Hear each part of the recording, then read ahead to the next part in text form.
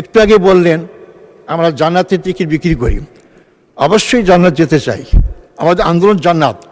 আপনারা কি জান্নাত যেতে চান না? যে জান্নাত যেতে চান তার টিকিট বিক্রি করে বলেন কেন? আর যদি টিকিট কেউ বিক্রি করে তাহলে কি অন্যরা কেউ জাহান্নামের টিকিট বিক্রি করে? আওয়ামী লীগের তৈরি করা ফ্যাসিস্টের প্রেসিডেন্ট এবং সেই আওয়ামী লীগ যে ভারতীয় আধিপত্যের দোষর ছিল, সেই প্রেসিডেন্টকে আমি কিভাবে সমর্থন করতে পারি?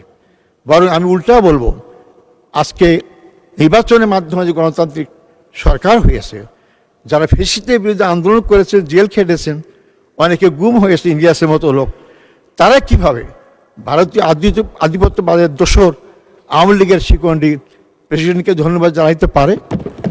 তাহলে কি আমরা ধরে নেব যে আপনারা কোনো ব্যক্তি, কোনো দল অথবা কোনো শক্তিকে খুশি করতে চান?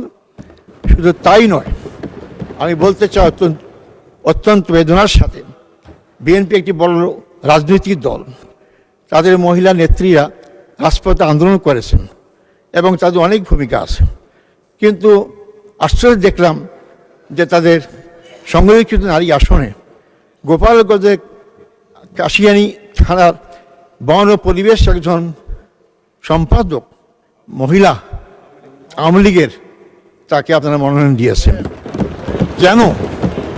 এটা কি আপনাদের দৈন্যতার কারণে যে আপনাদের কোনো মহিলা খুঁজে পাচ্ছেন না, নাকি আপনারা কোনো শক্তিকে খুশি করতে চান, তাদের সহযোগিতা ক্ষমতা থাকতে চান? এই প্রশ্নের জবাব আপনারা দেবেন। এই প্রশ্নগুলো জনগণের সামনে আসে, আপনারা খেয়াল রাখবেন।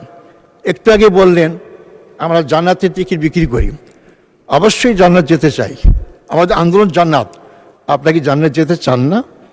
যে জান্নাত যেতে চান তার টিকিট বিক্রি করে বলেন কেন?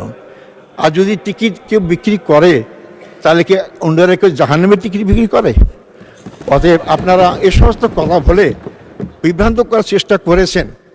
2008 সালে 2টা আসন থেকে বাংলাদেশ জামায়াত ইসলামী 11 দল 77টা আসন পেয়েছে। এই সমস্ত বস্তা কথা লোকেরা বিশ্বাস করে না।